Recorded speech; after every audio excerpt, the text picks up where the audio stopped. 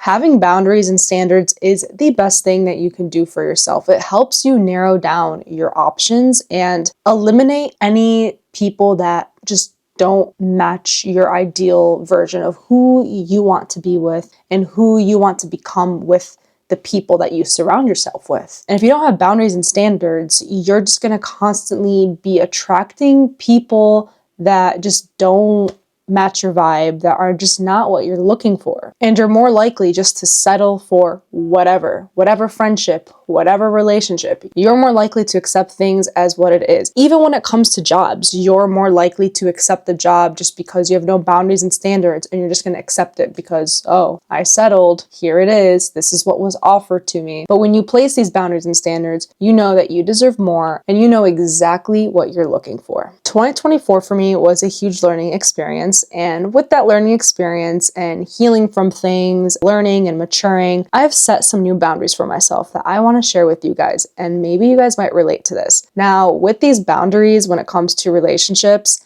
if you don't agree with them, I'm fine with that. This is not me persuading you, teaching you, or doing anything regarding these boundaries. This is me just simply sharing my opinions on my boundaries, because boundaries are very individual experiences. We all go through our own thing in life, and with the things that we experience in life, we learn lessons, we grow from them, and we set healthy boundaries for ourselves. And before I dive into this, I do want to state, when you're setting boundaries, make sure that you're setting healthy boundaries that tie up to the self-respect that you have. Don't set boundaries and standards just to avoid situations, because now you're just being an avoidant and you're avoiding who you are. You're avoiding the lessons that you had to learn from certain situations. You're avoiding all the hurt that you need to feel. But when you set boundaries revolved on your own self-respect and in a way for you to be like, you know, I deserve better, and how I'm going to deserve better is by implementing these steps. So make sure you are setting boundaries in that way. Boundary number 1. I've mentioned this before in my previous video, and I'm going to mention it again. Someone who is indecisive about you, no matter if you've met their parents, no matter if they've told the whole world about you, no matter if they spoil you and they treat you like a princess, no matter what it is, if they still cannot identify where you are placed in their life and they still cannot commit to you after doing all these things, walk away, because all it's going to do is drag you.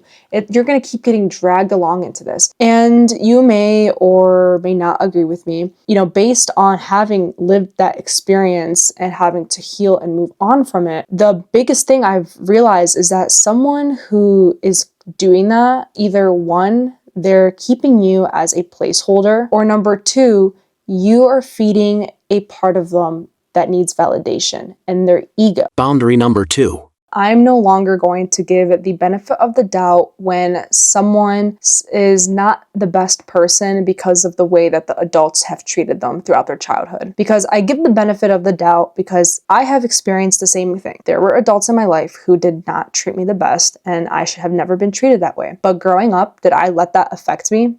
No. Growing up, did I feed into the negativity and see the world in this negative way that the world is out to get me? Never. Instead, I transmuted that and looked for the positive in the situation. I can no longer believe that everyone has that same ability as me to transmute that energy and see the positive in the situation and become better than the people who have treated me terribly. That's going to be a new standard of mine. If you believe the world is out to get you because of all the things that you've dealt with, you clearly have not worked on your self-concept enough to understand that the world is not out to get you. Because you perceive the world in that way, the world is always going to be out to get you. But when you stop perceiving that the world is out to get you, and instead you're viewing it as a learning experience and a positive outlook where it's like, I never want to be like these people and I want to become better. And I know I can become a better person and I don't ever want to become like the person who's hurt me. I need someone who knows how to turn bad situations into positive situations. And most importantly, I need someone who has the resilience to pick themselves up when something bad has happened. I just can't be with someone who identifies with every bad thing in their life and then they make it their whole identity and it becomes their character. No, thank you. Please walk away from me.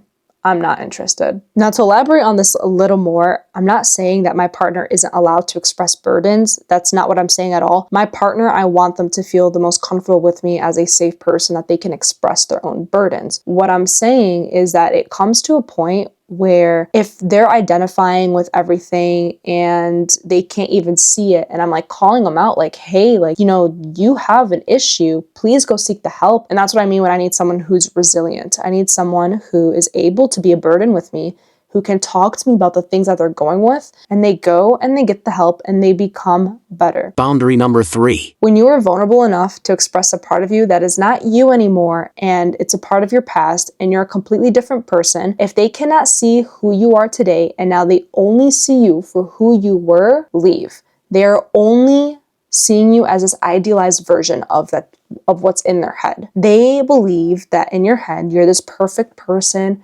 But the moment that they see a flaw, the moment that you start opening your mouth and you're talking about issues that happened in your past that you don't identify with, that have nothing to do with who you are right now, these issues could have been 10 years ago. The moment that they start identifying you with their past, they do not truly like you. Walk away. It is not genuine love. Leave. Because now you've destroyed the idealized version that they've created of you in their mind. And now that that's destroyed, they no longer want to pursue you. This might be a reach.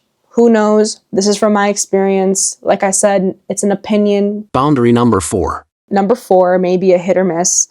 But the moment that you feel unsafe with the person when you meet them and you're getting all this anxiety and something just feels off, but you can't identify it, to me, that is your future self telling you to leave, to not engage with this person, because your future self already experienced this person and your future self had to deal with all the healing and all the pain. And now your future self is like reliving all of it. It's like, yo, don't do it.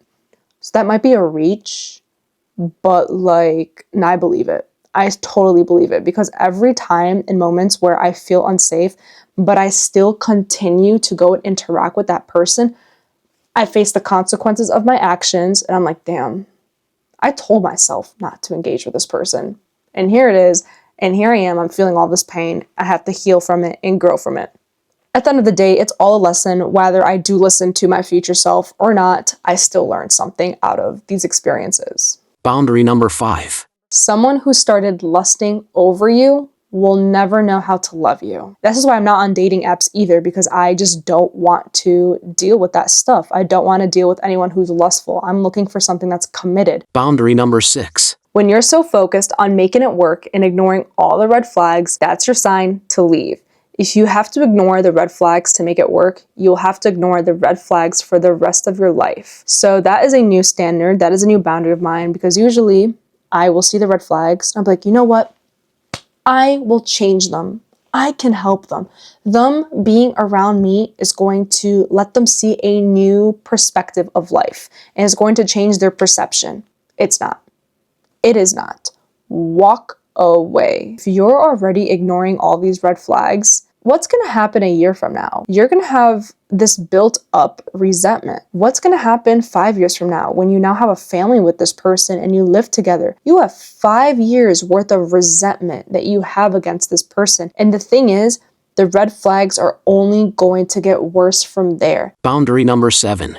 If your character makes them insecure, walk away, because it's going to destroy you by the amount of projections and attacks that you're going to get from them. And it's going to destroy this character and this security that you've built for yourself. I voiced this before in one of my videos. So for example, in my end, if my kindness to strangers is making someone insecure, that's just a sign for me to walk away. My kindness is a part of me. And if you like me, you would also like my kindness. There is no exception of I get to pick and choose what I like and what I don't like about you. I get to pick and choose what character I like and don't like about you. And if I don't like something, I'm going to keep projecting my insecurities to make sure that you stop acting this way. And I'm talking about the good character, the good quality traits that you have. If you're a leader and your partner is making you feel insecure that you have leadership abilities, if you're kind and generous and your partner is now projecting insecurities and hates the fact that you're kind and generous, the things that make you you never, ever allow anyone to take those things away from you. Boundary number 8. Someone who does not have boundaries or standards will see yours as a threat. They will not understand no matter how hard you try to explain. Even if you do explain, they may act like they understand and respect it, but when alone, they are quick to dismiss it and take it personally, and they start to avoid and dismiss you. This is the truth. I 100% believe this. You're not going to change my mind about this. Anyway, moral of the story is that if you have placed a boundary and now they are making the problem that they initiated, the thing that made you uncomfortable, all about them, but even though they've said, oh no, I totally respect you and I understand your boundaries, but then now you're the problem because you have these boundaries and standards, walk away. It is not worth it. Or even that too, regarding boundaries and standards, sometimes, you're gonna set a boundary and standard and it might make someone feel some type of way. If they are not voicing it and you guys are not discussing some type of compromise to work things out, and they are quickly just to dismiss it and take it personally, it's not worth it. They're not able to have a mature conversation and express their own feelings. Hey, I understand that you have this boundary, but I also have a need that needs to be fulfilled. So let's meet in the middle and find a clear line on where your boundaries are not crossed, but my needs are also met. Boom. It's that simple. But if they don't know how to communicate that and they rather go and feel shameful and cry and take it personally, that's not a mature relationship. But other than that, those were the 10 boundaries that I have learned to place during 2024 and the experiences that I went through during this year. So if you guys like the boundaries, let me know. If you guys are planning on implementing one of these, let me know. If you guys disagree with the boundaries and think I'm reaching and I'm gonna be single for the rest of my life because these boundaries are harsh, I don't care. It's my life. Or if you have some boundaries that you want to share, just put them in the comments. Maybe we can make the comment section of just a whole bunch of boundaries that we think that should be placed. And so anyone who's trying to place boundaries and standards can kind of look through them and be like, okay, I like this applies to me. Other than that, I would appreciate if you guys like this video, and if you guys like my vibe and you're liking my content, I would appreciate it if you subscribed. I try my best to be as vulnerable as I comfortably can. And it seems like you guys are appreciating that. I get such positive comments, so it motivates me more to open up to you guys and kind of open up to like how I see the world, I guess. But anyways, I will see you guys in the next video.